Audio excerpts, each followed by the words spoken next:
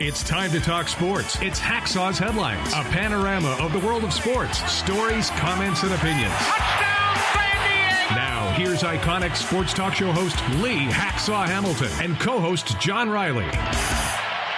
Who wants to talk sports on a Thursday? We do. From the DIXIELINE Lumber and Home Center studios in San Diego, we welcome you to Hacksaw's Headlines, our Thursday podcast. Good afternoon, everyone. This is Lee Hacksaw Hamilton, along with my co-host, John Riley, and we welcome you as we go towards a great sports weekend. This podcast is brought to you by DIXIELINE Lumber and Home Centers, 9 stores in San Diego to serve you. You got projects, they've got materials, and you need ideas, go to Dixieline Lumber. And by North County Eye Center, Poway Escondido, I don't care where you live in Southern California, these are the people to do business with when you need help with your eyes. And through the month of July, they are offering a free eye exam. North County Eye Center, book it. Poway and Escondido. John Riley, good afternoon. Boy, we got a lot of topics on the table. Aren't you glad you're not out in left field today? It's about 98 degrees here in Southern California. We're going a lot of different directions. Item one. We're going to talk baseball. I mean, the state of the game is on the list here, Lee. Yeah, lots to cover, lots to talk about. We're coming off the All-Star game. It was a pitcher's duel. Couple of big hits along the way. I thought it was really fun. Before we go to the topics there in the notebook, I just want to mention something. I watched the thing.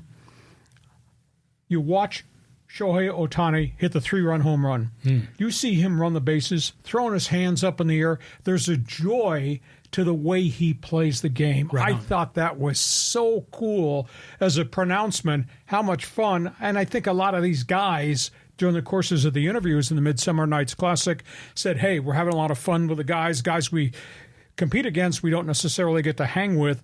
And Ohtani just kind of covered it all. He's flapping his arms in the air, rounding second base, going to third base, and pump fist him. That was cool. Felt so good for Jerks and Profar. Career best season. What a neat experience for a guy that was unemployed back in December and January. And how about the kid? Do you think Jackson Merrill was amped? First pitch, line drive. First pitch, next at bat, infield hit. He saw 2 pitches. He swung at 2 pitchers. He was obviously amped. And the best feeling, aside from Ohtani, was Robert Suarez. Think about the road he has traveled to become the Padres closer and to become an all-star. Rejected and released Mexican League, went abroad to Japan, had to reinvent himself, became a relief pitcher. Padres saw something special.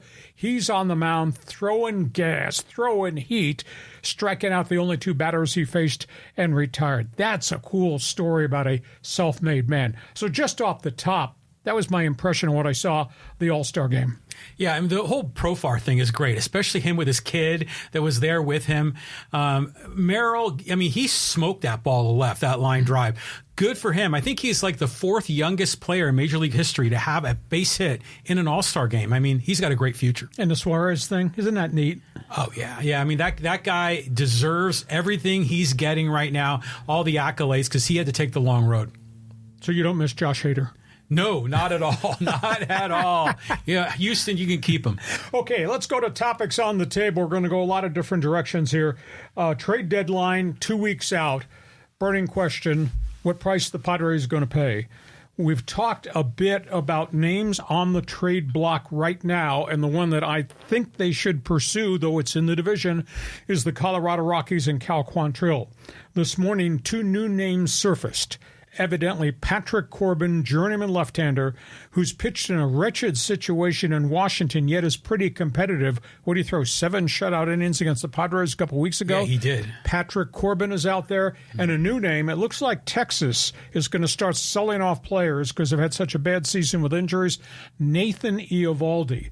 Outside of Quantrill, I think Eovaldi is probably the most quality starter that could be out there. Now, that being said, you've also got a situation where other teams, a.k.a. the Dodgers, if they find out Eovaldi's available, they might make a bid.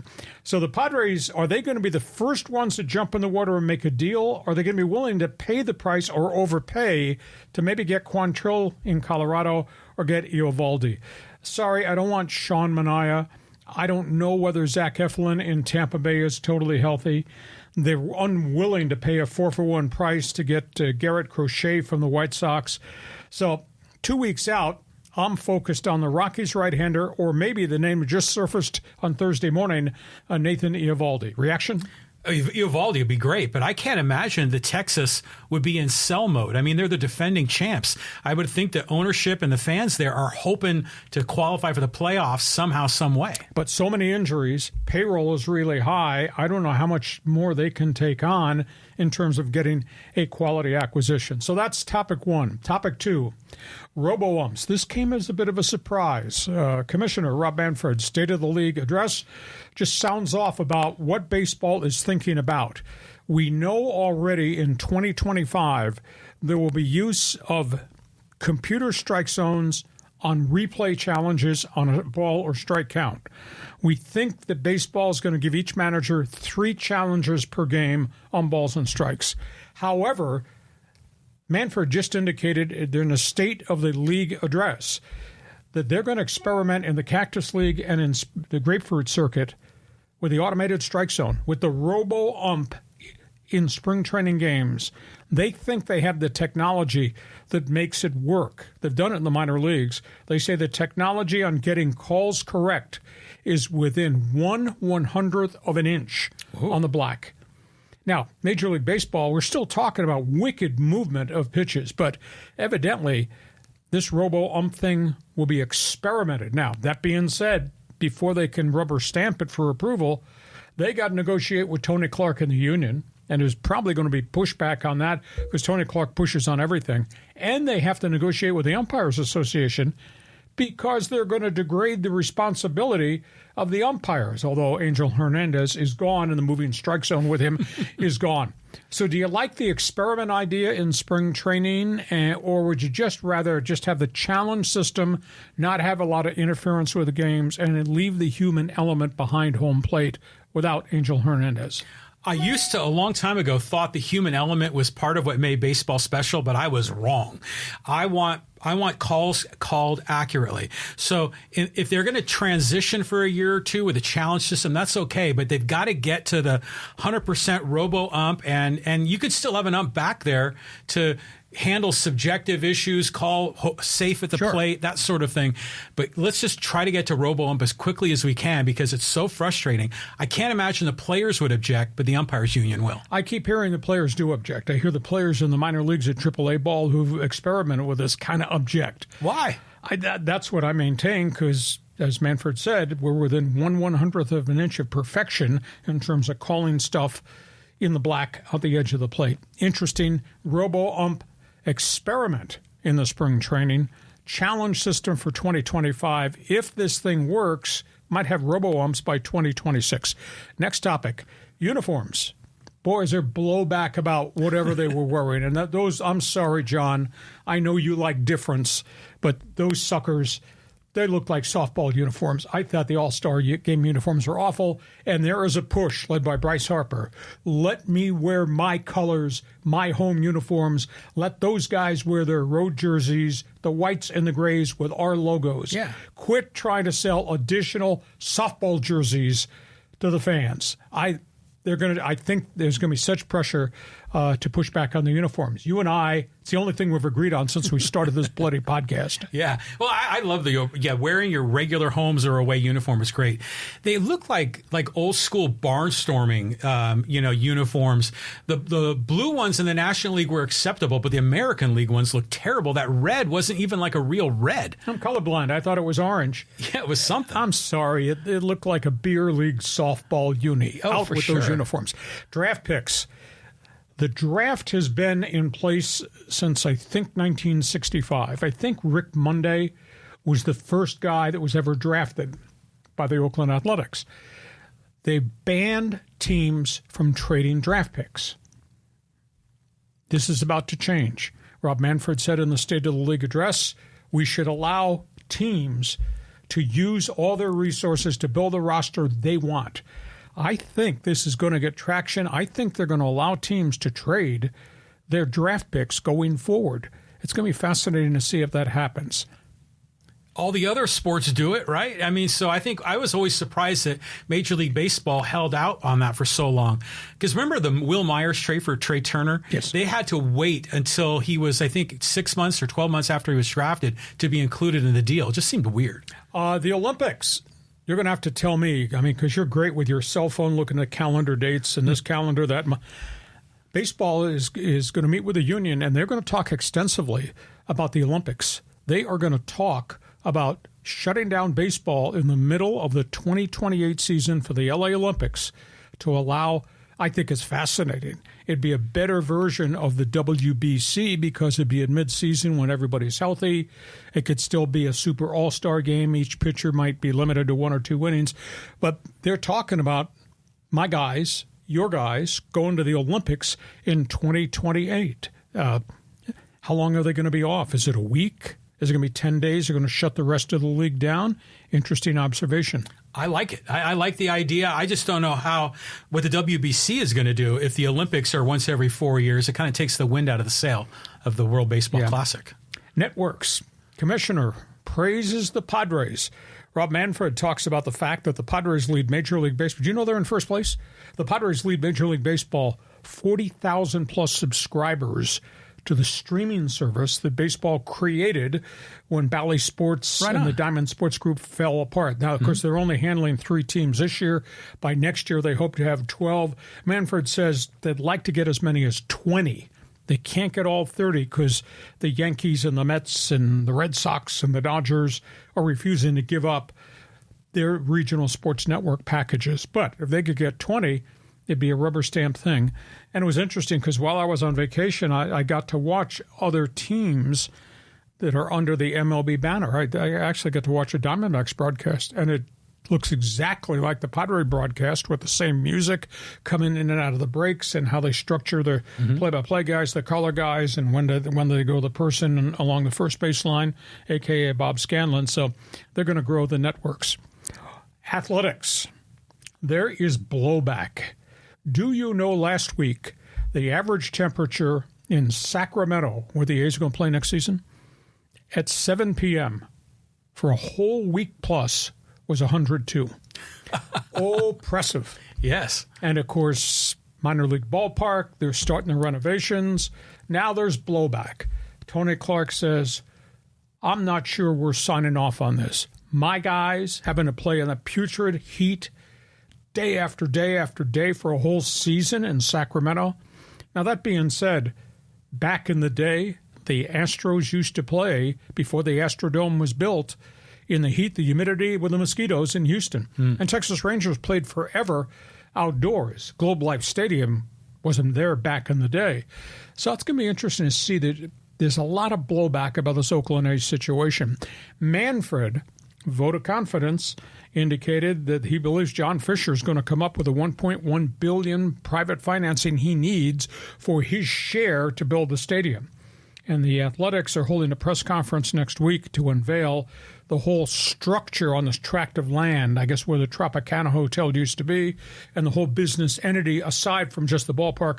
Press conference, I think it might be as early as next Monday. So you sitting first base line, Sacramento, you crazy? Oh, that's going to be just, like you say, oppressive. I've been up there in the summer. It's nuts. I mean, it's like the Oakland Orphans now. I mean, where are they going to land? If Tony Clark said we're not going to Sacramento, no ifs, ands, or buts, then what do? What are their options? Well, there's always ways. There's always ways to negotiate because Clark has the right to veto his share of this. But, I mean, there's absurd stuff. The Sacramento AAA team, during last week's brutal heat up there, I think it was 9 or 10 days in a row, it was 102 or worse at game time. They moved some games to 10 a.m. Now, I don't think baseball wants to be playing major league games at 10 a.m. because that impacts TV contracts and all this other stuff. So was this thing well thought out? Well, you and I talked in the past, John, that they looked at Vegas, which is bloody hot. They looked at Reno in Vegas to kind of help promote Nevada's baseball team. Giants said, you're not coming here. So I'm not sure really where else they could go if this thing at such a late date gets hammered down because of the Players Association. So stay tuned for that. Now, there's a lot of topics on the table there, and I will ask baseball fan, Padre fan, to comment on the Padres. Which guy would you like to see them go get? I'm still a big Quantrill guy. I think the most fascinating one might be Corbin because I don't think the price would be very high. I don't know about Eovaldi if he's available, but I don't think you can get him for cheap. So if you're a Padre fan, jump on board. And you're a baseball fan, your reaction to ROBO-UMPS and the spring training experiment, your reaction to the uniforms, and your reaction to the draft picks. We call this Fans Forum. So you're just joining us. John, how do people join us right at the end of this podcast for Fans Forum? Yeah, so if you got a question or comment for Lee, just type your question or comment in the live chat on Facebook or YouTube. We're working through some issues on Twitter right now. So Facebook, YouTube, we'll see it here on the screen. We'll get you involved. And a reminder, X marks the spot. Everybody I know, with the exception of my dog, has a Twitter account, a.k.a. X. We're looking for you to join my team, my all-star team. I want you to follow me on X, a.k.a. Twitter. Just hit @Hacksaw1090, @Hacksaw1090, and follow. We're trying to push the boulder up the hill. We're trying to get to 10,000 followers. We're bloody close. Would you help us? X marks the spot. Next topic on the table, John. Okay, more Major League Baseball. What's going on with these teams? Yeah, let's just run around the roadmap here. Baseball draft is complete. Padres, I like what they did, and they say they're going to sign them all. They drafted 20.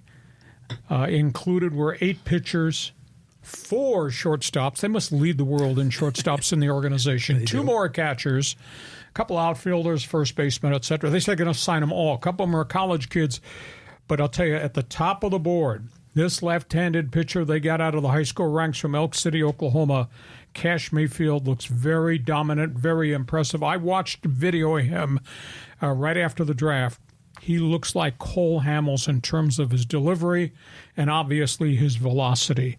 The second pick is a kid from Camarillo here in Southern California. His name is, let me check here, Boston Bateman, 6'8" left-hander. 6'8"? 97 miles an hour high school kid, gave up 4 runs the entire season. Oh, wow. He's college-bound. He says, I'm going to sign with the Padres instead. They got a shortstop from the University of North Carolina who I think is going to decommit. I think he's going to come. So I think the Padres really did a good job drafting. Now, doesn't mean a hill of beans, John, only because these guys are in the rookie league. These guys might be 3 or 4 years away. But the 2 pitchers they got from the people I conversed with, I thought were very, very impressive. So that's item 1. Item 2, Dodgers. We've talked about the extensive problem with the pitching staff. Post All-Star game, there are still 16 Dodger pitchers on the DL, and a couple have had setbacks now. They're calling up a hot young right-hander. His name is River Ryan. AAA, Oklahoma City, Coast League, where everybody gets hammered. Yeah, they do. Kid's got a 2.63 ERA Really? at Oak City. Really? So River Ryan, I think he's going to start on the weekend as the Dodgers start the post-All-Star game schedule. Wow. How about this stat? When River Ryan takes the ball on the mound, it might be Saturday or Sunday, he will be the 32nd pitcher to toe the slab for the Dodgers this season. 32 pitches because of all the injuries. Wow. That's just absolutely amazing. Most teams carry, about 13? So The max roster limit is 13. yeah. Oh, my God. I mean, that's a ton. 32. This would be 32nd pitcher. And, of course, the Dodgers are probably going to make a trade. And the burning question, will the Dodgers pull the trigger on a trade to get an arm before the Padres pull the trigger to make a trade to get an arm? So keep that in mind. That's an absolutely stunning story. 32 arms on the Dodgers staff. By the way, speaking of trades, hot rumor on Thursday morning, Dodgers have called the area code 714 Angels. Dodgers have called the Halos about relief ace Carlos Estevez. Now, we all thought Dodgers would make a deal to go get some type of frontline starting pitcher, and they may still. But they're talking to the Angels about Carlos Estevez. And they're also talking to the Angels about bringing back journeyman left-hander Tyler Anderson, who's been competitive with the Halos but doesn't have a good team around him. I think he's got a .500 record right now. So maybe one deal, or maybe a bigger deal, Dodgers-Halos. I wonder how that go down for the fans in Orange County who already don't like Artie Moreno. Keep an eye on that one. Well, it's weird to see like the Cubs and White Sox don't trade all that often, or the Giants and A's. I mean, it's not trading with the enemy per se, but it's with in your local community. Yeah, I mean, Dodgers hardly ever trade with the Giants last I checked. It just doesn't happen. White Sox and Cubs does not. Mets, Yankees, maybe twice since 1962. I remember the Giants traded for Jackie Robinson, and then he retired. Yeah, that was back in the day, Okay, so that's the latest there with the Dodgers. Yankee logo. Why do people hate the Yankees? Could baseball fan join us on Fans Forum? Is it the aura of Steinbrenner offended so many people that they've never forgiven the Yankees for what they became? Or is it just the belligerence of the Yankee front office and a New York Yankee fan sitting behind the dugout, giving obscene gestures to the guys coming home? Now, maybe there is a reason why people dislike the Yankees. Juan Soto opens his mouth. Juan Soto at the All-Star break was asked about impending free agency. And every time he talks, it's really Scott Boras talking. I don't think Juan Soto has an original, honest thought in his mind. But here's Juan Soto at the All-Star festivities. Padre fans, listen up. Saying how uncomfortable it is on him and his life and his family to having to keep putting on different uniforms every season. Oh, please. What? This is the guy that turned down $440 million with the Washington Nationals and forced the trade. He wound up in San Diego. And this is the guy, after talking to the late owner, Peter Seidler, backed away because of the agent telling him back away. And then he forced this trade to go to the Yankees. And then this is the guy who said, oh, I like it here. Let's negotiate now. And a week later, I'm sure Scott Boras texted him, emailed him, and said, back away from that statement. We're going to free agent. Maybe that's why people hate the Yankees. But Soto, I don't want to hear from Soto anymore. You know, and I understand now why everybody's booing him, just because of the way he acts. I'm a victim. Yeah, victim. I want half $500 million, but I am a victim. I couldn't believe that nobody in the media jumped all over his ass. You know, I'm so uncomfortable having to move town to town, wear everybody's uniform, different uniform every year. You're the one that caused all this bleeping trouble, no? Exactly, yeah, you're right. So we got that situation with the Yankees. New York Mets. I don't know if this is double speak, but we'll just talk about the Mets situation too. Peter Alonso, represented by Scott Boras. Now he says, after indicating he wanted to negotiate an extension in season, then he was willing to go on the open market. Now he says, I'd like to stay with the New York Mets, because he don't say at my price tag. But again, Peter Alonso's hitting 224. Yeah, can he crash 40 home runs? Yeah, but he's hitting 224. His batting average numbers and the other statistics are kind of up and down. And then the White Sox. Man, they're playing, what was the old Bill Cullen television show? The Price is Right. Oh, yeah. Yeah, back in the day when you used to cut school. That's before Bob Barker, right? That was black and white TV, pal. Okay. White Sox are shopping this left-hander, and this guy's really great, Garrett Crochet. I don't understand what the hell that they're doing in Comiskey Park, but he's the ace of the staff. They've already traded the veteran ace, Dylan Cease. They're asking 4 for 1 from anybody that wants to deal to get Garrett Crochet, the left-hander, who leads the American League in strikeouts. 4 for 1.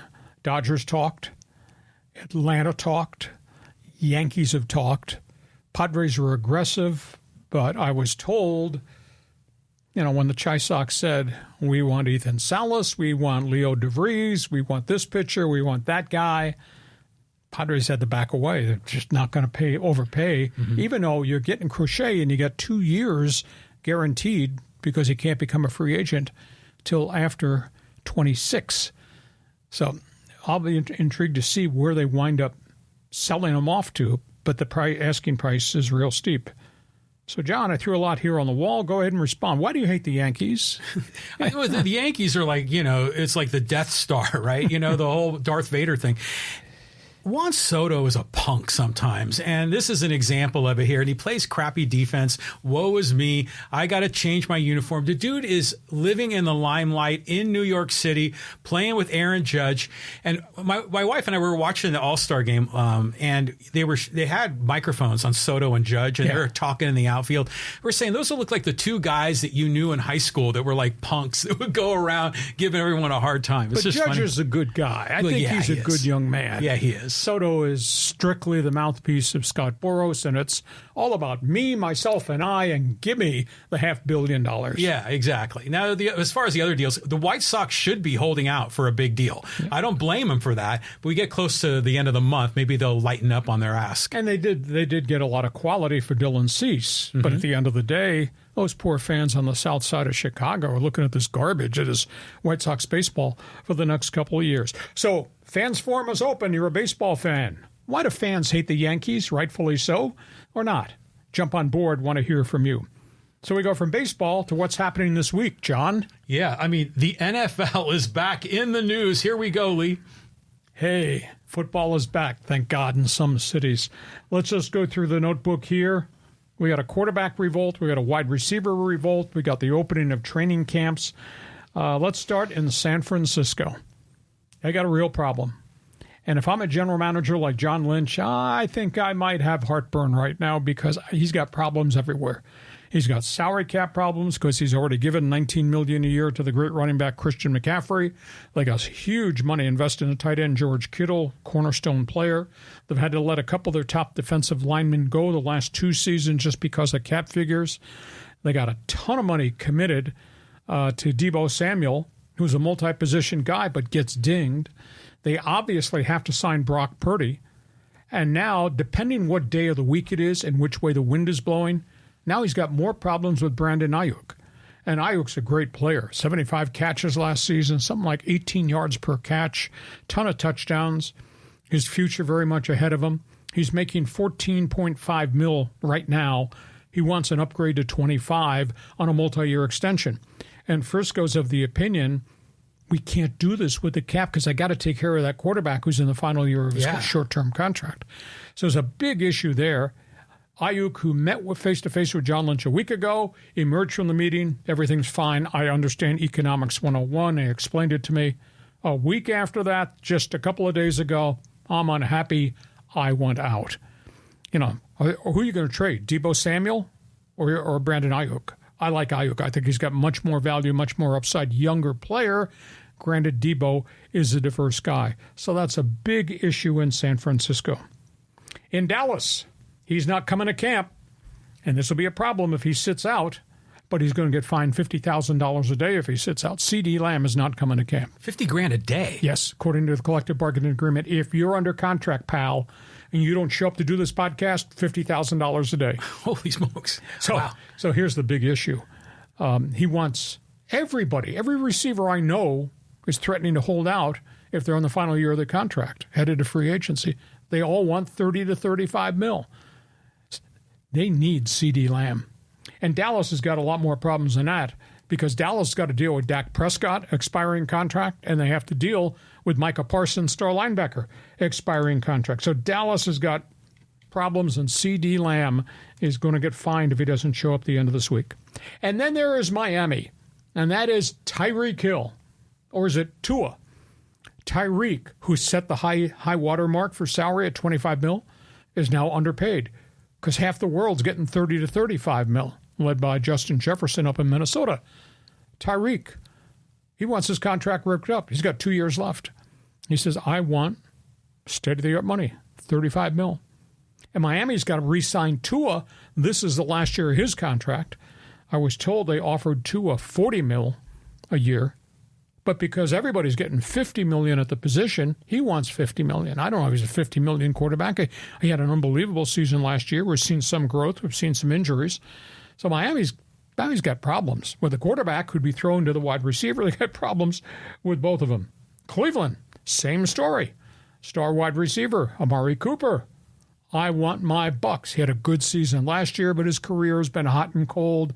A lot of injuries. He's moved around. He wants $30 million. And the guy that throws him the ball in Cleveland, Deshaun Watson, His cap figure, get this. Remember, they gave him $230 million totally guaranteed when they got him from Houston, Texas. His cap figure as of lunchtime today, $63.7 million. He counts more than 42% against the salary cap. One player, one position, 42% of the bloody payroll. By the way, the cap number is $255 this season. So Cleveland's got the money they gave Deshaun, and now everybody else wants their cut of the pie with Amari Cooper. And then there's the Raiders story. I don't know what's fact or fiction. Reports are Davante Adams starts talking about his relationship in Green Bay with Aaron Rodgers, dropping hints, insinuation, gee, I'd like to be with the New York Jets and relink with Aaron Rodgers, vacate the Raiders. Now, the Raiders deny there's any trade conversations. They won't answer questions. Did the Jets call you? Did you meet with Davante Adams to talk about whether he's happy or sad, glad or mad? The Raiders are in flux. The quarterback situation, they lost their top running back. And Davante has never quite been the same as he was in Green Bay when he was linked with Aaron Rodgers. So that's a storyline bears watching because I'm not a conspiracy dude. But, pal, in the corner of the studio, if I see smoke, that leads me to believe there's probably some fire somewhere. Right. And if I see smoke in the Raider camp with this ongoing Davante Adams thing, there might be a fire there, too. So, John, football camps are open. You think we're going to talk some NFL this week, every week going forward? Go ahead, pick a topic here. Solve the money issues with the wide receivers. Solve Dallas. Go ahead, solve Miami. What are you doing with the Raiders? Well, yeah, this is like a game of musical chairs to get everyone to fit. Because you were talking about the Niners, and I was thinking about Brock Purdy and how are they going to take care of him because he's going to need big money. But just to look at all these other deals, Deshaun Watson, what a disgrace. The way he's played and making money. But show me the math again on that, Lee, because you said he's going to be making 63. That's his cap figure, which includes salary and past bonuses that were prorated. His total cap figure is 63.7. But how is that 40%? Of 255. So 40% of 255 is like about 100, right? Good question. I don't know. I read what I read, and the number is high. Okay. Well, it is a lot. 63.8. It's the highest cap figure of anybody. I think Dak Prescott is the second highest at 55. Okay, yeah. For him, Deshaun Watson, I paid Tua, that money before I paid Deshaun Watson. Well, Watson was great in Houston, then he got suspended, and they traded for him. They gave away all these picks. They guaranteed the entire contract. He got there. He had to sit out the last part of the suspension. Then he played and didn't play well. Then he played the next year. He got hurt, devastating shoulder injury, and we'll find out in a week or so how much he can practice, how much he can throw. But they gave him an enormous amount of guaranteed money, $63 million cap figure. Nobody's ever seen that. Yeah, it's just unbelievable. But so much money in the NFL. I don't blame the players for asking for more, demanding more. It's a competitive marketplace.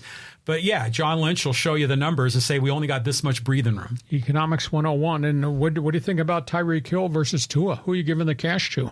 Well, you got to find a way to give it to both of them. They're both deserving of it. The problem is then you run out of money for linebackers and everybody else. Exactly. So that's the latest around the National Football League. You're a pro football fan. Want you to jump on board our Fans Forum segment right at the end of this podcast. We get to halftime. Our podcast is brought to you by DIXIELINE Lumber and Home Centers. You got projects in the home. I don't care whether it's renovating the kitchen, going to do something in the bathroom, you want to do something in the man cave. This guy did it in his house. Go to DIXIELINE Lumber. They've got the materials, and if you need ideas beyond color schemes, but if you need ideas, they'll provide you some consultants. These people are great people to do business with at DIXIELINE. And our podcast is also brought to you by North County Eye Centers of Poway and Escondido. Does not matter where you live in San Diego County. These are the people to do business with. Why? Because there are 11 different professional doctors there that can help you with eye problems, and we're all going to have problems, whether it's cataracts, whether it's glaucoma, whether it's styes in the eyes, whether it's pink eye, if you need help with your eyes. And right now, through the end of July, DIXIELINE is offering free eye exams and discounts on your eye frames. Call, make sure you tell them Hacksaw sent me, North County Eye Center.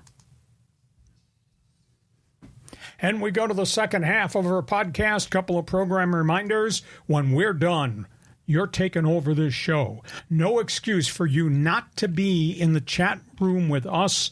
It's called Fans Forum. John, just describe the monster you created. The monster. Look at these guys piled in. Angel, we got Chris, we've got Joey, we've got Tim, SK, and Gary, and Richard. And if you got anybody else wants to jump on board, just type in your question or comment in the live chat on Facebook or YouTube, and we'll get you involved in Fans Forum today. And if you like sports, you should check my website every morning when you get up, because it's written. It's all written. You won't believe the volume of information. You give me 5 minutes at breakfast, I'll tell you every story there is in the world of sports. LeeHacksawHamilton.com. I'd love to hear from somebody on Fans Forum. If you check my website, want you to see what we write every day. It's always there first thing in the morning. And a reminder, when you go to my website, right there on the front page, there's a big orange box. Join Hacksaw's Insiders Group. You get on our email list for all the special things that we're offering Hacksaw's Insiders Group. John, we go to the second half of our Thursday podcast, heading towards this great sports weekend. Pick a topic off the table. Okay, we're going to talk NBA. You know, a name that we remember from the past has passed away. Yeah, this is strange. We're talking about the loss of Joe Jellybean Bryant, the father of the Lakers legend Kobe Bryant. Jellybean passed away at the age of 69, complications from a severe stroke. It was an interesting career. He played collegiately at a small place called LaSalle University in Philadelphia. Big star. Got drafted first round. The Warriors drafted him, but then dealt him to the Philadelphia 76ers. Played a bunch of years for the 76ers, moved around. He played here. He played for the San Diego Clippers, the brief stay they had at the sports arena. Joe Jellybean Bryant passes away. It was a strange relationship, very strained relationship. He and his son, Kobe. He and his wife were against Kobe getting married at that point to Vanessa. For some reason, there was insinuation that she was going after his gold. Well, it didn't work that way because they had a great family till Kobe passed away tragically in the helicopter accident. But it was a very, very strained relationship between the father and the son and the mother at the same time. I think they patched it up at the end of his career, and of course his life was extinguished, that and along with the granddaughter who died. But Joe Jellybean Bryant, jumping jack of a guy, I think he averaged 8 points, maybe 7 rebounds over the course of his career as a role player. So he passes away. Milwaukee. Last time we saw him, he was screaming at people, throwing a ball into the stands after Milwaukee got evicted from the playoffs by the Indiana Pacers. Talking about your guy, Pat Beverly. Oh, yeah. So how do you think his shtick is going to go down in Tel Aviv, Israel? Nobody signed him in the NBA. I guess you can understand why. Yeah. I mean, there was always an issue with Patrick Beverly. He was high-strung. He was emotional. He was flamboyant. He was a hard ass. It's probably a load in the locker room behind closed doors to deal with. He signed an international contract to play in Tel Aviv. Holy cow. So I'm a little bit surprised with that, but he's going abroad. I always liked him because he just changed the complexion of a game when he came off the bench. You knew there was going to be bleep going on the court when he was there. Was it him and the guy he was guarding, or him and the ref? And, of course, at the end of the playoffs, it was him and the fans. So Pat Beverly has gone abroad. Golden State, they're rebuilding. They're not done dealing. Keep an eye on this. Golden State is talking extensively to the Utah Jazz about a trade for 7'1" shooting forward Lauri Markkanen. Markkanen's a really good basketball player. A lot of offense, not a rim protector, but he's a 7'1" forward who's got great skill. Evidently, Golden State is talking about shopping Moses Moody, a very good young guard, as well as multiple number 1 picks. Utah does not think it can re-sign him. Markkanen wants to go play for a quality basketball team. There had been insinuations that Golden State was going to have to throw Jonathan Kuminga, their young bright star, into the package. Warriors said no, but this conversation is still going on. And the last name is Adam Silver. You know, the NBA has just agreed to a $76 billion TV contract extension with a new partner, Amazon, in addition to ESPN, in addition to NBC. Well, TNT, Charles Barkley's network, has the right to match whatever deal the NBA reached with one of those partners and take that away. The report as of this morning is that the NBA has been informed that TNT, or TBS, is going to match the Amazon thing and pull it off. So Charles Barkley will have a place to go work next year. You won't have him as a co-host after you bounce me out of here. So that's interesting. But the owner of the New York Knicks is at war with Adam Silver. He is furious that Adam Silver has developed the NFL mentality of revenue sharing, where all the TV revenue is going. It's going to be split evenly between everybody like the National Football League does. Adam Silver's of the opinion competitive balance is the best thing for our league. You know, I've said all along, I know you like the 3-star concept. You like 5 super teams and 25 that nobody pays attention to. You know, as long as it's New York and L.A. and Boston. Well, Adam Silver says we've had 6 different champions in 6 years. That's really good for the NBA. James Dolan, the Knicks owner, says that's not right. You're penalizing those of us who either have good products or big city and big TV contracts. You're making us put all of our big money into a pot and share it with Sacramento and the other ones, San Antonio, that don't make a lot of revenue. He says that's not fair. He's got to get a real unhappy owner in New York, despite all the wealth that they just got with a $76 billion TV contract. So, John, you got topics on the table. Do not shoot air balls here. I need you to hit a three-pointer. Well, I used to object to the revenue share deal because I'm a capitalist and I want to see these owners be able to make money. But you know what? It's different in sports because you want to have competitive balance in a league. You don't necessarily want to have competitive balance when you're going out buying eggs or a loaf of bread. So it makes sense that they should try to have a way to manage that because the NFL has proven that that's the model that works. Exactly. And the NFL's got some unhappy people, too, that why should I be pouring all my big ticket money and my local TV revenue into a pot to allow the lowly Indianapolis Colts or small market Pittsburgh to share evenly? Well, the value of that franchise, whoever the complainer is going through the roof. Exactly. So that's the latest there. All things NBA. And you have no opinion about Patrick Beverley. He's done everything but spit on people. Yeah, we've talked about him. How he's like a pest on the court. But it's interesting is usually when guys are playing overseas, I think of a lot of the Aztecs that, didn't make the NBA and they're playing overseas. It's rare to see a player that has been in the NBA for as long as Beverley is and then go overseas.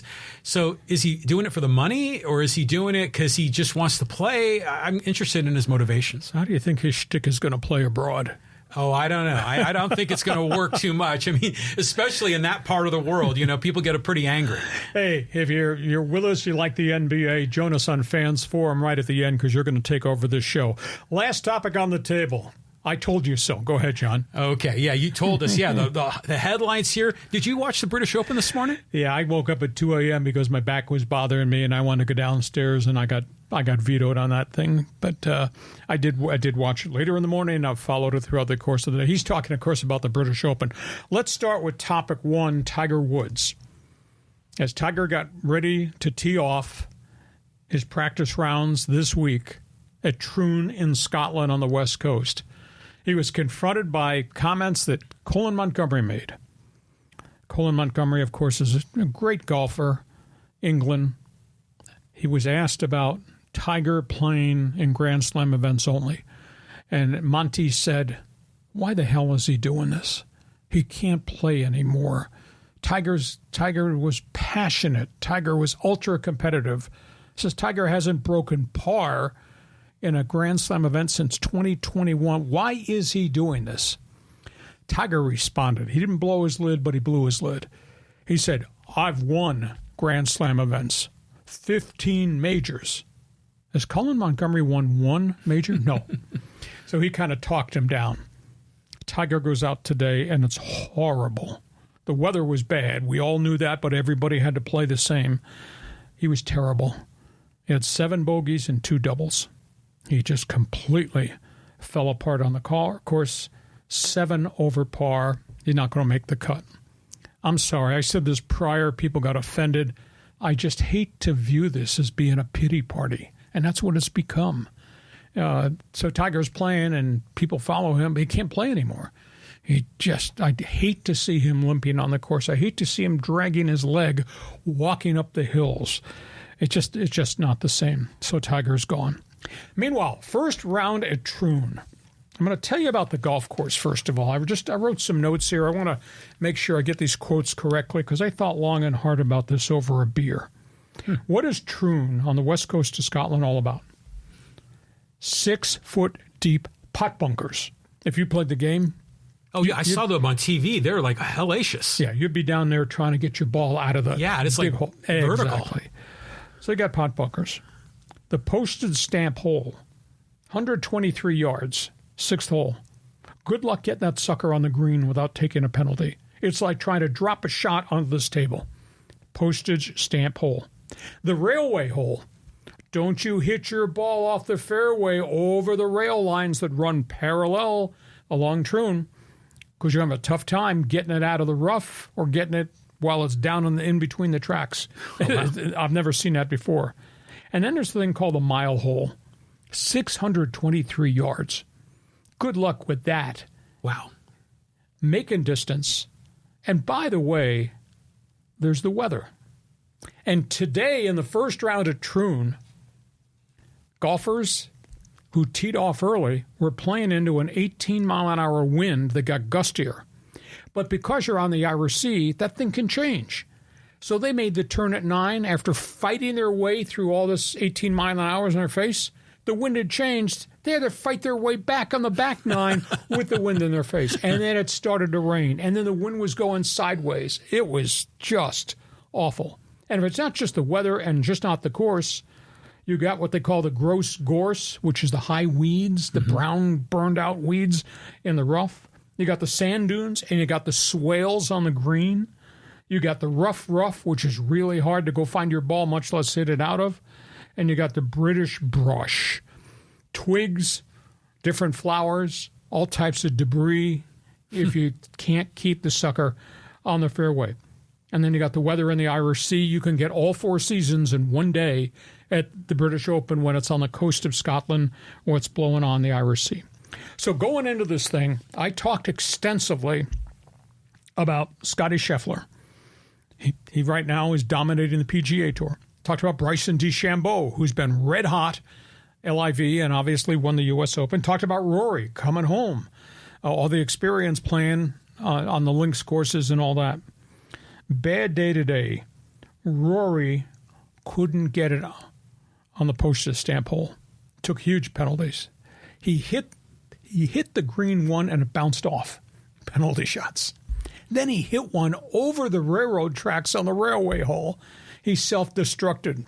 Rory was 7 over par, sandwiched right next to Tiger at the end of the leaderboard. Does not look like Rory's going to make it. And DeChambeau, for all the flamboyance, he started like you and I would, well, maybe you would start. 4 bogeys, first 6 holes, never recovered.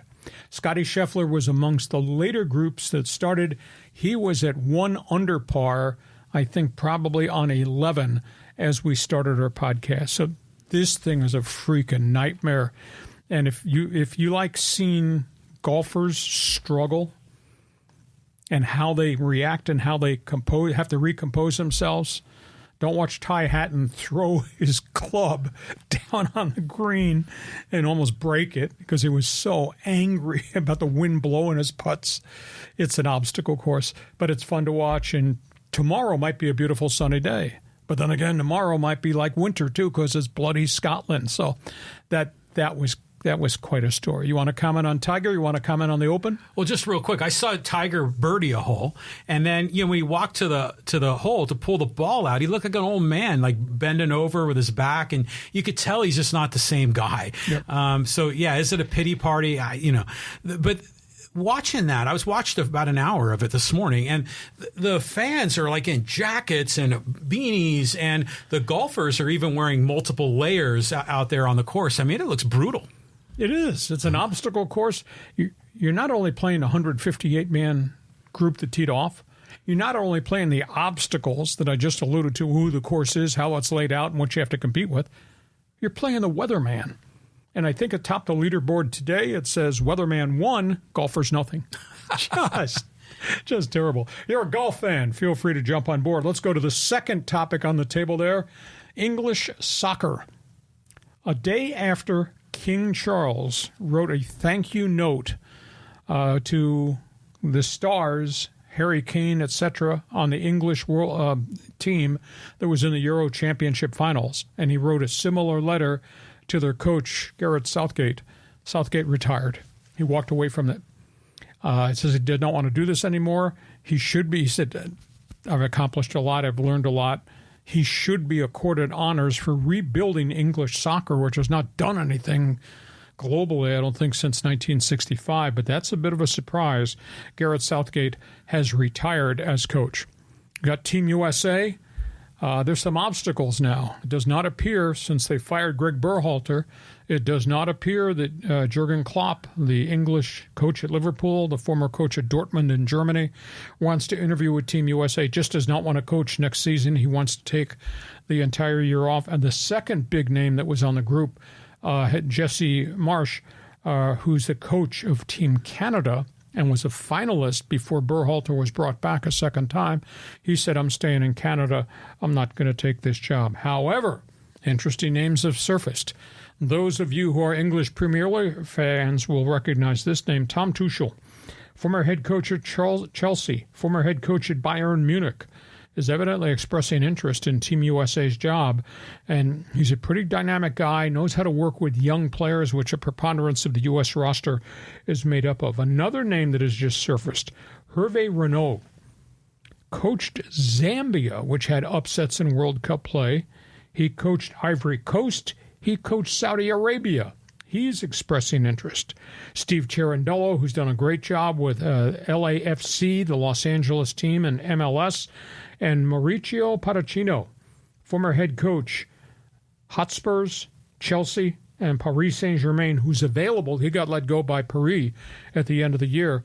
So all of a sudden we got 4 different international names that are expressing interest.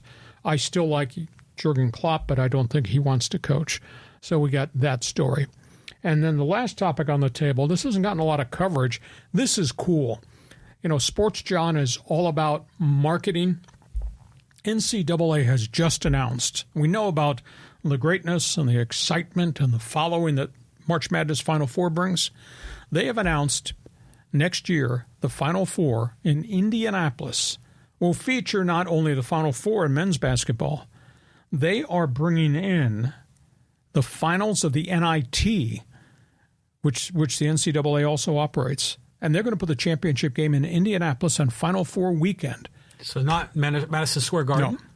It'll be played in Indianapolis probably on the Sunday before the championship game on Monday. All right. So that's cool. Yeah, it is cool.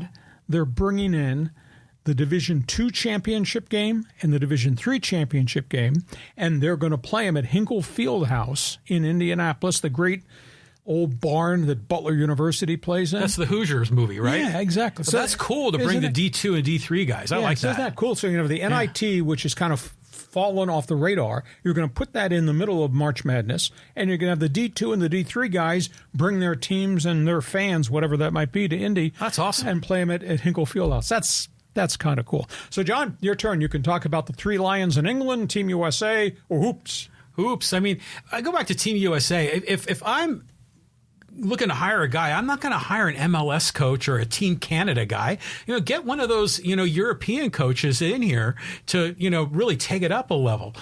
So it's just weird that they let go of Berhalter so quickly, and yet Jurgen Klopp, which could have been an awesome substitute, now he's not available. I feel like they've kind of screwed themselves. I'll tell you what's interesting to me. I've read some of the fans forum stuff we've gotten on social media. People just banging on us because we're pro Berhalter, and yet fans out there think he's failed. I'm not quite sure I subscribe to that theory, because his whole methodology was we got to rebuild this program, and Pulisic was item 1.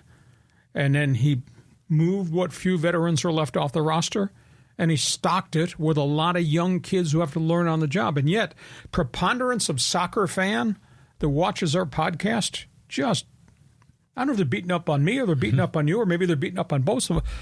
I haven't found one guy that sides with what we had to say about Berhalter that he needed the next 21 months to make this thing grow. You bring somebody abroad, you can bring a good coach, but he's going to bring a whole different culture, probably a whole different program. And then there's a language issue, too. I think they should have stayed with Berhalter through the next World Cup. That's just one man's opinion, but I'm a talk show host, so I think I'm right. Well, I remember the last World Cup, we knew the team was really young. Yeah. And we were thinking, okay, by the time we get to 2026, they're going to be in a good spot. But it just felt like a quick trigger on this whole thing. I mean, and then as far as the other comments, I love all the Final Four stuff that you mentioned. And the British Open is just a terrific tournament. I'm really looking forward to the rest of the weekend. You just like to see misery. You just like those poor guys. And it's cool the way the course has those holes that are named. It's just like Augusta in that way. You in a pot bunker. You'd probably be taking a 12 in a pot bunker. Those are brutal. I mean, I saw those on television. I mean, literally, it's like 10 feet straight up, and it's right next to the green. So you've got to hit like a perfect dink shot to get it on the green. Just absolutely amazing. British Open. Have never sampled it? Get up at 2 o'clock in the morning, watch it. You'll like it. Hey, our Fans Forum is just around the corner. This podcast is brought to you by DIXIELINE Lumber and Home Centers, 9 stores to serve you in San Diego. And it's also brought to you at the same time by North County Eye Center, offering free eye exams regardless of where you live. The way you get your free eye exam is to call North County Eye Center and tell them, Hacksaw sent me. Hacksaw sent me. John, we got some people that are going to fire some shots. I wish I had worn my asbestos shoes, or I should have brought a shield or the goaltender's gear. But go ahead. We got people with opinions. Okay, Hacksaw sent me. Okay, let's go here to Chris. Saw. Let's end the charade. Caitlin Clark is not only the Rookie of the Year, she's probably the 3rd best player in the league, and she's halfway through her rookie season. Nothing against Reese, but Clark is doing things no one has ever done. Her skill level is once in a lifetime. Double-doubles based on rebounding, your countless misses do not compare with behind-the-back assists and logo threes. Let's be real. 19 assists last night? Are you kidding me? Triple-double. I mean, she's been unbelievable. And when you consider where her game was when she first came on board, it's absolutely stunning what she has accomplished. So very impressive. She's gotten better. Indiana at one point was 3-10 and just looked like bad basketball team with one player. Now they've become a very, very good basketball team. And she's so unselfish. And she's so mature to handle all the stuff that the media asks her, because they all respond to what somebody else did to her. This is a special basketball player. Oh, well, yeah. I mean, she deserves tremendous amount of credit for all the attention. I was reading in your Best 15 this morning that the WNBA's got a big new contract. $2 billion.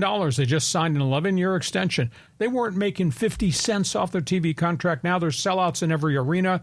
And it's not just because of her, because there was a tremendous rush of NCAA college stars that showed up at the WNBA simultaneously. And, give Angel Reese credit. Separate all the junk that comes out of her mouth. Don't pay any attention to what she wears walking down the tunnel, because it's all about her attention. She's a really good basketball player, and there's a whole bunch of them there. So they're selling out, and now they've got a $2.2 billion TV contract, because I think before they were getting 59 cents a year. This is really special.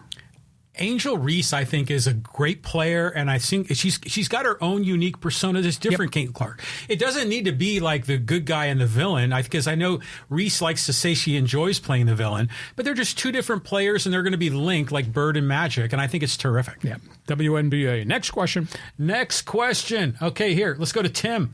Lee, if the Padres don't make the postseason, Preller needs to go. Further, would it be time to move Manny Machado? He clearly is on the decline and is not a true leader in the clubhouse. Well, Manny's been dinged. Manny's had a good middle part of the season. It's taken time to come back from the elbow. Then he had the hip issue. You could move him at $30 million, but then you'd have a massive hole in your batting order. The Preller situation, the only word I'll use is what ownership said after the passing of Peter Seidler. We're all accountable. And I read between the lines, and that meant if you don't make the playoffs, we're going to have to review the guy that has built this franchise who didn't make the playoffs. That's A.J. Preller. But let's just see. Preller You know, it's funny. I watched the All-Star game. How many ex-freaking Padres are in the All-Star game? There were 10. He was trading away. Yeah. It's just unbelievable. You go through the box scores, there's ex-Padres everywhere. A bunch of them having good success. There's no doubt that AJ is a wheeler dealer. At this point in time, I'm not going to fire him. But if they don't make the playoffs, this is going to be hard. They're going to have to make a deal to make the playoffs. If they don't make the playoffs, then there will be an evaluation of, is his methodology correct? Well, given all the frustration we have as a Padre fans, isn't it amazing that fans just keep showing up to Petco, paying the money? And I think as long as that happens, I think AJ is putting a competitive product on the field that the fans want to see. It's on the players to perform. And then the other comment here about Manny. To me, I think Manny is a leader. He just has his own way of doing it. It's clear that the other players look up to him. But he just has that bad rap that he's been carrying around for the last decade. And at times he still appears offbeat. You know, people, I mean, I've had people email me and make comments on my social media that he grounds out, doesn't run hard, and he's blowing a bubble while he's running down first base. You don't see that very often from very many other players, but I think the game comes easy for him. I think he's a really complete ball player. But he is getting to the north side of 30, so what's long-term? I wouldn't trade him, because if you trade him, now you're creating another monster problem for your team in terms of how do you replace all that? Well, then who would want to trade for him? With that contract, the Padres have to probably kick in money. So I say you stick with him. Let's make him a Padre for life and get him in the Padre Hall of Fame. How about the accountability question with AJ? Well, there has to be accountability there. But again, if the fans are showing up, I'm going to have a little bit of slack on that leash for AJ. But when you get guys that just don't perform, you can't really, like when Soto has a down year, you traded for Juan Soto. Preller pulled off a good trade. At the time, we all supported it. He gave up a ton, but we liked it. And then Soto didn't perform, and now AJ's the bad guy. I give him a little bit of slack there. But to your other point about all the All-Stars, there were 10 of them. And some of them we dealt when they were really young, like Clase, who's a closer for the Indians, the Guardians. And C.J. Abrams. Well, and I mean, he made it. But there's other guys that made it that were Padres, like Kirby Yates, that we figured he was done. When he left the Padres, he had arm trouble. He had been bouncing around. The fact that he made it, that's a good story. Yeah, it is. Okay, next question, Fans Forum. Next question, Fans Forum. Let's go to SK. The most knowledgeable person in sports journalism. Lee has forgotten more than anyone will probably ever know, a live version of a sports encyclopedia. Well, thank you. I enjoy compiling information. I have lots of diverse interests. I think I don't know if John agrees with me. I think one of the reasons why what I did initially at 690, what I followed up doing at 1090, it was successful because I appealed. John's heard me make this statement. I appealed to everybody who was on the waterfront. Sports talk radio today, all they want to talk about is the Padres. Well, you can't live off that 5 days a week. I was doing 4-hour shows a night, But what I did was, I hit the hot button stories with the Padres and the Chargers while they were here, and then the Aztecs. And then I hit the hot button stories on other big stories around the NFL and what's going on in college football, Major League Baseball. And then obviously I reached out and we did NBA related stuff. And I came from a hockey background. And then I expanded and I did Formula One and NASCAR and Indy. And I love I grew up, I learned about the World Cup in soccer and the PGA Tour and all that.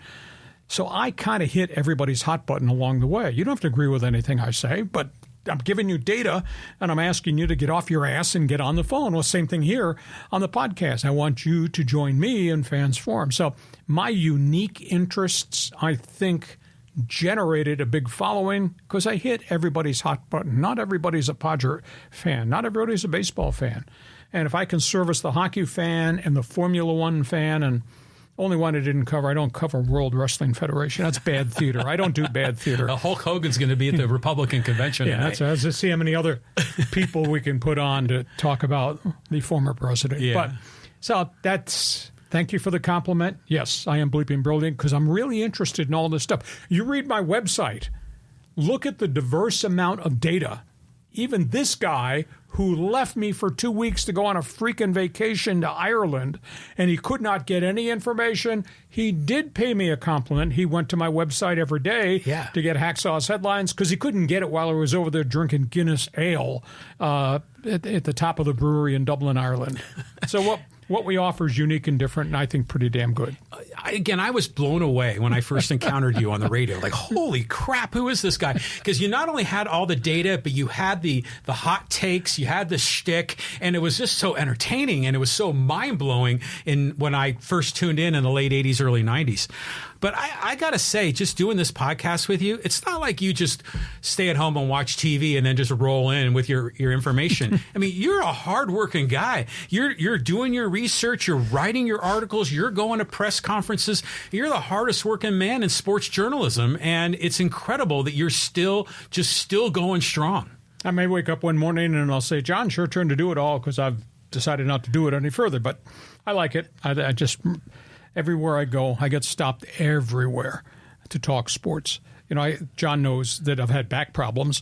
I go to a fitness center every morning, 6:30, 7 a.m. If they were open at 2 a.m., I would have gone this morning.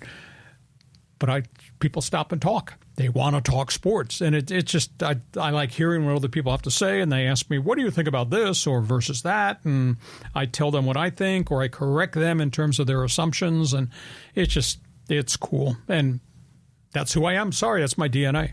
Well, you go around saying, I want to talk sports with you. No, people yell at me that. Yeah. And so they want to talk sports with you. And I think that's great. And you love the attention when you're out there. I mean, you're a celebrity here in San Diego, and I think it's great that the fans love you.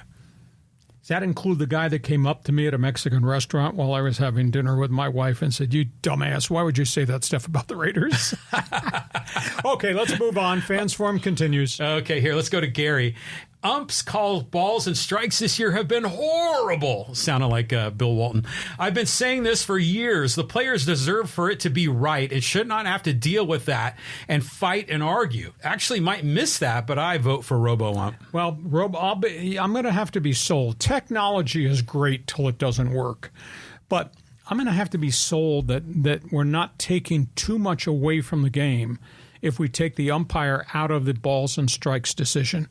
I like the idea of the instant replay challenge on balls and strikes. I'd like to see him give every manager 3 challenges or maybe 5, although you don't want the game stopped, then stopped, then stopped for, quote, review. But, boy, to me, that's awful radical. But then again, back in the day when they decided to go to the designated hitter initially, I thought, oh, that's not right. The only thing that bothered me was the two leagues did not operate by the same set of rules until more recently when they finally adopted the DH in the National League. And they've got to work through the union. Union has to sign off on this, and they have to work through the Umpires Association too, because the umpires are going to lose some of their clout in the course of the game. But I'm sorry, the strike zone, the moving home plate, it just drives me crazy. And whether that's wide strike zones, tight strike zones, then we get into the conversation about how high is the strike zone versus how low is the strike zone. So this is not solvable real easily.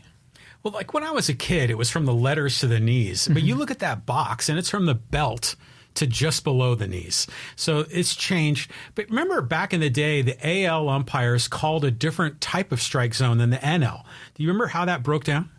No, I don't remember the specifics of it.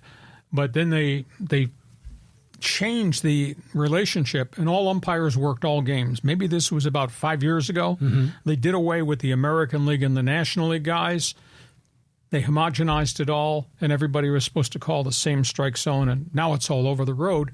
And I don't know whether the ratio is the umps are worse or whether the ratio is these guys are throwing such wicked stuff that moves so fast, and you got catchers who are moving and trying to frame, and whether the umps are getting a good look at it or whether the umps are victimized because that guy out there is throwing 101 miles an hour with jump. Yeah, and these are like older gentlemen, and they're wearing a mask with bars in front of their eyeballs. And a catcher moving in front of them. Yeah, so get the technology in there right away. The other kind of side comment on this is I remember when Ha-Sung Kim came to America, he said the strike zone was different here than in Korea. Because I think in Korea it was narrower and taller. So It's just the little nuances like this. It shouldn't be subjective. Balls and strikes should be objective. All right. Gentleman says computers. He's probably got stock at Apple. That's why he's saying that. Go ahead. Next question, Fans Forum. Fans Forum. Let's go to Angel. During the late 90s, early 2000s, the Yankees collected players like baseball cards, and no one said anything. Dodgers signed one player for 10 years, and everyone cried foul. Yeah, well, they signed up for more than 10 years, but the payment process goes out for a long period of time, talking about Showtime, going to Dodger Stadium. I think my question was, why does everybody hate the Yankees? I think it's probably a spin-off of how great the Yankees were way back in the day, in the Mantle Maris era, and how great they became, Steinbrenner, Reggie Jackson, all that era, and now they're in New York, and I guess it's fait accompli that everybody hates the Big Apple, so therefore we'll boo whatever the Yankees are right now. The Yankees right now are really beat up and struggling as a franchise. It's interesting why they hate the Yankees more than they probably hate other teams. Or maybe I got it wrong. Maybe there's hatred everywhere. Well, people always hate the big dog, you know, and like, you know, there are some people that hate on Amazon. 10 years ago, they hated on Walmart. A lot of people dislike me, and if we search long enough, we'll find a few who don't like you. Yeah, exactly. Yeah, there you go. and so, but you know, the Yankees are the top of the heap. They're the media darlings. So yeah, they get a lot of attention. Okay, let's go to the next comment here. This is from Richard. Can we please go back to the All-Star game having the players wear their own team uniforms? The jerseys are god-awful. It's a money grab. It's tradition. Can't always be about the money. That's what Bryce Harper said. Quit trying to create more uniforms for the fans to have to buy. They like our uniforms, our logos, the color scheme. I think this change is going to occur. I think we're going back. I'm sorry, you just don't look good in the American League All-Star jersey. Why the hell do you spend any money to buy an American League All-Star jersey? What's wrong with you? That was like pajamas or something. It was just crazy. But, you know, remember when the All-Star game was in San Diego and they made brown and gold practice jerseys, I think, for batting practice. And those are pretty cool. And I have one still, and with Buster Posey's name on the back, but it's in brown and gold. So it's like the perfect jersey for me to wear when I go see my two favorite teams. I just want to see the Oriole colors versus the Philly colors. There you go. You know, back in the day, the NBA used to have the players wear their home or road jerseys. And I went to an NBA All-Star game, and I sat in press row, and they line them up at center court. And what a cool picture that is to see the Phoenix Suns orange jersey, to see the Celtics green jersey. Let's just bring it back. Well, yeah, especially for the casual fan, because you don't really know some of these stars and you don't know what team they're from. You know, so to see the jersey is great. And like as a kid, man, I just love that because it was like Happy Days and Laverne and Shirley mashup, you know, where these players would cross over and play against the other players. It was just so fascinating. Yeah, I mean, I think the color schemes and just the aura of wearing your home versus the road was really, really neat. It's artwork. It's the only second time in the world you and I ever agreed on anything. Next topic. Okay, let's go to Joey. Hey, if the Raiders start out slow, does Devontae go to the Jets? Do they get a first? Well, he's 30-plus years of age. He's got limited time left on the clock. But who knows how desperate the Jets will be. But maybe the lure will allow the Raiders to move him to the Jets if Devontae wants to go play. Now, he's got a big contract. Can the Jets take on that contract? There's so many other complexities. I don't know if I'd trade a number one pick for a guy that's going to be 33, I believe, but he's a fine player. You know, we're going to start talking more and more NFL. We started today. We'll obviously dive into it a little bit more on the Monday bonus program, but there's so many storylines, so many different things to talk about. You know, and just, prime example, Raiders, what is life like after Josh Jacobs, the do-everything running back who left? Who's a really trusted quarterback? Is it Gardner Minshew or is it Aiden O'Connell? Have they finally fixed their offensive line? We do know about Mad Max Crosby at defensive end, but do they have enough internally at defensive front to make it a complete defensive line? Do they have anybody in the secondary that can cover passes? So that's just a prime example of as camps open this week and into next week. everybody's got question marks. Everybody's got answers to come, and that includes the Rams. That includes the Chargers. That obviously includes the Raiders. We'll be talking more and more about that with apologies in advance. I know everything about everything in the NFL, and we're going to talk about it on my podcast. Maybe not on his talk show, but on my podcast, yes. Yeah. Well, let's go think about Devontae. He's older.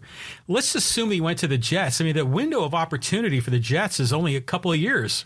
I mean, how old is Aaron Rodgers? We're 38, maybe? Yeah, so you've got a 1 or 2 year window. So I can see maybe Devontae going to the Jets if the Jets need more help, but the Raiders could probably flip him for, a number one and maybe another player. Okay, that's where we are.